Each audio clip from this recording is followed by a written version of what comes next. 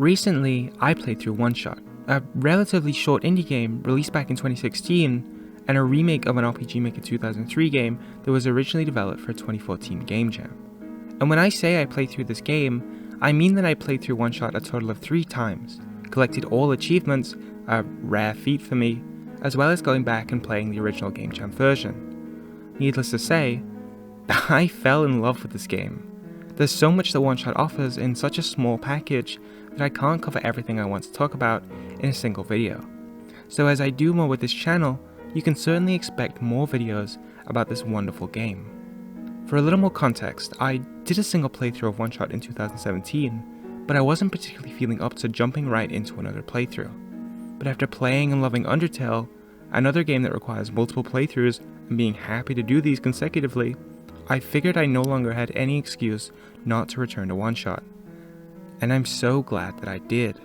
In this video specifically, I want to focus in on the part of the game that has stuck with me ever since I first played it, almost 5 years ago, and that still floors me even now.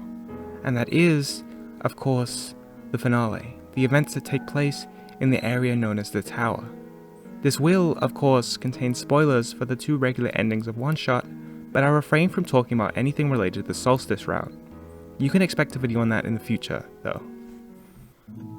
We're made very aware of the existence of the tower from the very start of the game. Even before we meet the Prophet Bot and learn of our objective, the moment the player and Niko step out into the Barrens, the tower is shown reaching into the sky, way off in the distance, much like a beacon. And once we do learn that the tower is our objective, it's mentioned throughout Niko's journey quite frequently. However, we're never told exactly what is waiting within. In fact, no one's ever actually been inside. When you reach the refuge, attempting to go to the tower is a futile endeavor. You're greeted only by a red X on the ground, and closing and reopening the game does nothing. It's only once you've visited the library and learned the requirements for entry from one of the mysterious author's books that you're able to head inside. And so you do. You head into the tower for the final time, close and reopen the game, and then nothing. It's a black abyss. In a way, it feels like a massive anticlimax. Throughout the game, the tower is constantly built as a huge mystery, and surely something that is going to change the way we view this world on a fundamental level is going to be waiting there. But there's just nothing. Nothing but the sound of Niko's footsteps on a wet floor as you desperately search for something. You don't even have the sun anymore, and to make matters worse, you're no longer able to communicate with Niko, even as they call out your name, just a child afraid and alone. And after running around aimlessly for a while, you'll find it, a familiar bed and desktop computer. It's here when you make contact with the entity, who speaks with the player directly several times throughout the game once more. Except, this time something's different. Instead, this time they talk directly to Niko, telling them that the journey is over, and you, the player, have left. And since we're powerless to tell our protagonist that something is wrong, they follow the entity's instructions and go to sleep. The game is forcefully closed by the entity, and if you try to reopen it, all you'll be met with is a sleeping Niko. This is such an amazing way to kick off this finale. Throughout the game, there isn't a single moment when we're not in contact with Niko. They talk to us constantly, and they look to us for support, and we develop an attachment to them as we guide them toward the tower. As the entity themselves puts it at the start of the game, our mission is to help Niko. And we spend the entire game essentially handing Niko all of the answers. We show them how to solve puzzles, we guide them through each area, and each time something is missing from the world, we manage to miraculously recover it through the help of the entity. And in an instant, all of our connections to Niko are severed. All we have is the ability to peer in through a window on a computer screen as an entity that has clearly had its own agenda since the very start steps out of the shadows. OneShot is all about exploring the relationship between player and game and creating unique methods of interaction between them, and thus completely stripping us of any interaction with the virtual world is a genius way to subvert expectations from the moment we step into the endgame, as well as induce a newfound sense of powerlessness. But powerless we are not, because despite what the entity wants you to believe, this is only the start of the finale. Once the game is closed, you may happen to notice that, much like it did after talking to the entity in the glen, your desktop background has been changed. Changed to a page of a journal, instructing you to open a certain file, a file represented only by an icon of a 3-leaf clover. Opening this .exe file and relaunching the game, we can finally begin to make progress within the tower, with this new window being integral to our progression. Which I'll expand on in a second, but before we continue, let me just say how impressive it is that the OneShot devs got this mechanic to work. I've put a lot of time in RPG Maker over the years, be it XP, VX Ace, or MV, and I know just how difficult it can be to work with, particularly when trying to implement more complex functions. So to actually get an entirely separate application interact with the game seamlessly, at least to me, is a real awe-inspiring achievement. I can't be entirely sure since I've never tried to do anything quite like this myself, but I'd imagine this feat took both an arduous amount of scripting and testing in order to make possible. And boy was it worth it, because the sequence that follows is not only stunning, but a monumental step forward from the version of the tower present in the original Game Jam release. With the mysterious file opened, we're treated to one final, brief dream sequence. This is actually the only dream sequence in the game that allows you to interact with Niko during it, rather than discussing it with them after. We establish one brief connection with Niko, calling out their name as they stand in those familiar golden fields. And I know I could be overthinking it, but I want to believe that this is intentional. Hearing us call out their name, Niko is pulled out of their endless dream, given the slightest bit of hope we're still around. But it's deeper than that, because in a way, this dream is one final reminder of everything Niko wants. They want to go home, they want to save the world, and they want to see the player one last time. And if they're still connected to the player, despite returning home, then the world that connects them must still exist. This dream is Niko's ideal. But as you already likely know, the choice we're about to be faced with doesn't allow for that. In the end, we're going to have to tell them to let go of one of the worlds they're stuck between. Anyways, once Niko awakens, they'll notice that a clover has been placed in their pocket. If you equip it, you'll notice it begins to glow at the bottom right of the screen. Going back over to the computer again, the entity expresses shock that Niko is still here, and then begins to antagonize the player directly, swearing they'll never let us leave the tower. The computer embed disappears, leaving behind a door, and the entity's final challenge begins. Now, it's very possible to make a good chunk of progress in this section without realizing the actual intended solution. But one, you'll definitely be paying a good amount of attention to the other window anyway, for reasons I'll explore in a moment. And second, you'll definitely need to figure it out when you reach the tile puzzles, as it's essentially impossible to guess these. My point in saying this is, once you realize the intended solution, at whatever point you realize it, it's a really incredible aha moment, and a really surprising and clever way to make use of the second window. Once again, OneShot has created a one-of-a-kind method of interaction between the player and game that you'll need to think outside of the box to notice. You see, once you step into the door, the application we opened earlier will change from being a solid black color with a white clover in the center to being transparent and displaying another journal page. This journal page, and the ones that appear subsequently, will have one or two sentences and significant portions torn out. But there is one thing that remains consistent between them: the shape of a 3-leaf clover, identical to the shape in the bottom right of our screen if we equip the clover in Niko's pocket I mentioned earlier. Correctly overlaying the window on top of OneShot, with the clover serving as our guide, will reveal the solution for the current room, whether it be which direction to go, or door to enter, or pattern to create. But what takes this sequence a step beyond just being a really awesome puzzle is how it progresses the narrative with each step we make. Every time we clear a room, a new journal page appears, giving us the next solution. And with every journal page and the few sentences written on them, we finally receive just a little bit of clarity in regards to the truth of this world. A fleeting moment of sincerity and honesty from the mysterious author we hear so much about throughout the game. It's through these journal pages that we finally learn the truth, the choice we have to make when we reach the final room. If we place the sun and save the world, then Niko will be trapped here forever. If we shatter the sun, the world will end instantly, and Niko will be sent home. In the original Game Jam version of the game, all of this exposition is dumped on the player at once. It's inside the journal we showed of George while in the refuge. And while that works in the context of the smaller scope of the original version, this was absolutely the perfect way to tell the story in the remake. Each line of dialogue from the author is given a little bit more time to sit with the player. The amount of questions they begin to ask in their mind slowly increases with each room, as does the tension. The tone of the author is also a lot more empathetic and teeming with regret, as though he's trying to act impartial but can't deny his involvement. These journal pages very much feel like his attempt to take responsibility in the only possible way he can. There's nothing he can do now except tell the truth.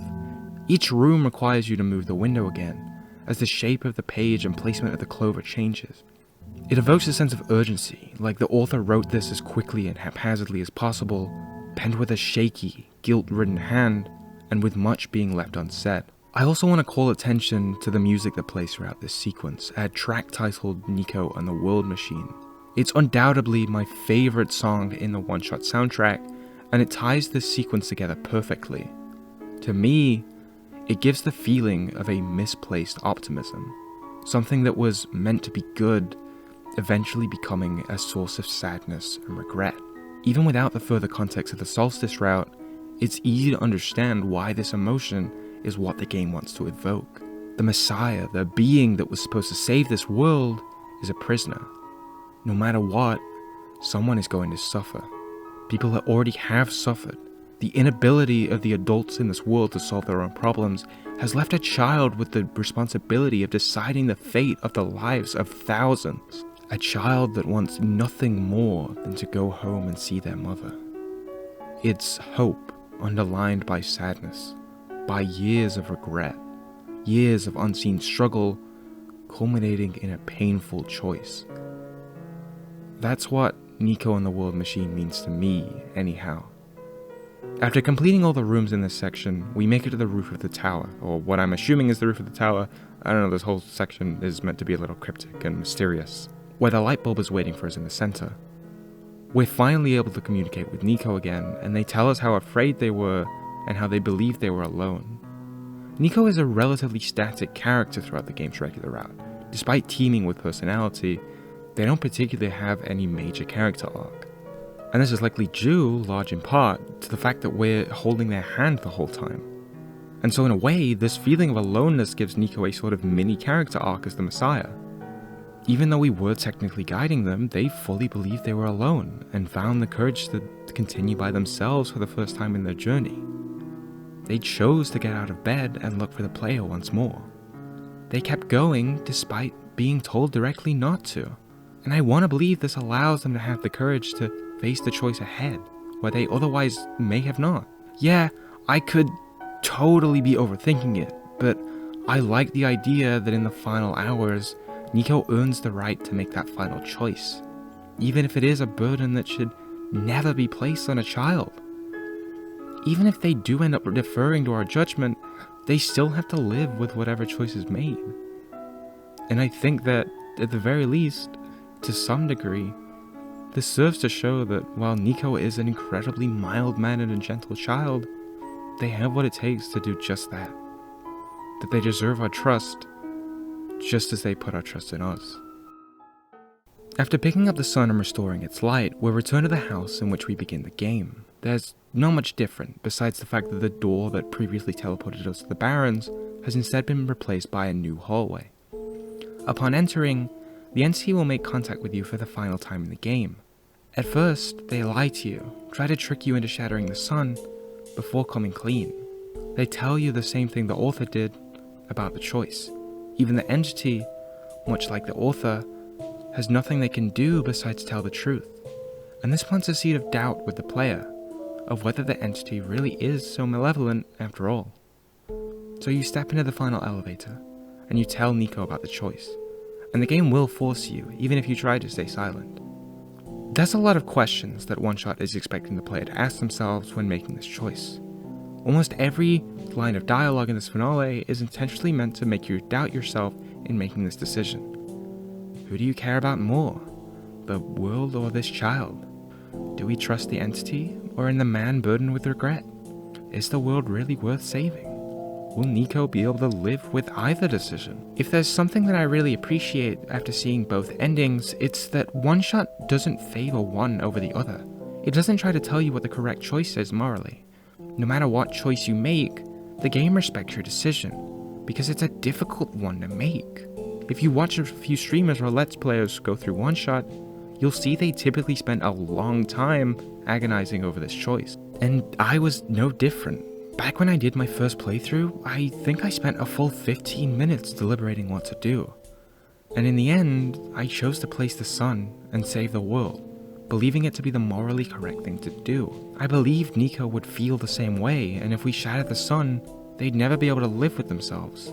And that saving the lives of the many was better than sacrificing them for the sake of a child that could still live a fulfilling life in this world. And the game makes you feel validated for this. Niko tells you they'll be okay, and you see shots of the inhabitants of the world that you met throughout your journey, welcoming the return of the sun. But now it's 5 years later, and I realize this choice isn't so black and white. And it wasn't back then, which is why I spent so long thinking about the right choice. You can save the world, but the game also tells you this is delaying the inevitable. And Niko might tell you they're fine, but never seeing their mother again might not be something they can truly get over. You could very well be inflicting lifelong mental trauma onto a small child, who was abducted from their world against their will. And what of Niko's mother, who is left wondering why her child suddenly went missing one day? Again, there's a lot of things to consider. And if you choose to shatter the sun, the game makes the conscious choice not to make a spectacle out of the fact that you've essentially ended the lives of many, but respects the fact that you chose to save a child. Niko tells you they respect your judgment, and after that, there's nary a mention of the fact that you ended the world. Niko hears their mother's voice in the distance, and walks out of the OneShot program. The credits in this ending are empty, as each area is drained of color. The end of the world doesn't end up feeling like a horrific mass extinction event. What it ends up feeling is like someone peacefully drifting off to sleep, which makes this ending that I had sort of feared seeing for a long time just as beautiful as the one I did see. What I'll always remember about OneShot's finale is the anticipation of that choice. The tension is so perfectly built, and the game forces you to ask all of the right questions, all while solving puzzles with one of the most creative mechanics I've ever seen in a video game. It's worth remembering that the entity and the author never show their faces. The only person we do see is Niko. And with only one character on screen at any time, the emotions that the OneShot finale evokes in me every time feel more real than a lot of games with gripping, tragic narratives. And when you finally make up your mind and decide Niko's fate, neither ending disappoints. They're both beautiful in their own ways, and each pays respect to the player and whatever thought process brought them to their decision. Of course, this finale isn't the real ending, and perhaps the argument could be made that some of the reveals of the phenomenal Solstice route cheapen some of the tension, emotion, or any sense of finality this ending has. But that still doesn't change the fact that back in 2017 and now, this is the sequence that made me realize that I adore OneShot. This was the moment it hit me, as I overlaid that Clover on the game for the first time, as I began to realize the choice I'd have to make, as I sat there watching Niko dot their I's between both choices, that this game is something truly special. And if everything else that I've talked about in this video isn't enough to explain why I think this finale is perfect, then I think that sure is.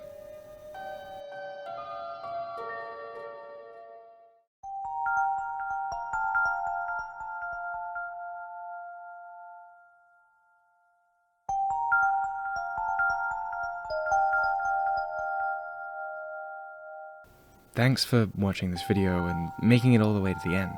This is my first time actually uploading a video essay, and like all my projects throughout the past however many years, all throughout its creation, I was plagued with doubt over whether I'd actually finish it. But I really do want to do more video essays, and OneShot really was special enough to pull me back into trying to do this, and actually made me feel like completing a project. So if that interests you, feel free to hit subscribe, and I'll hopefully see you next time. But until then, please wait patiently. See you later.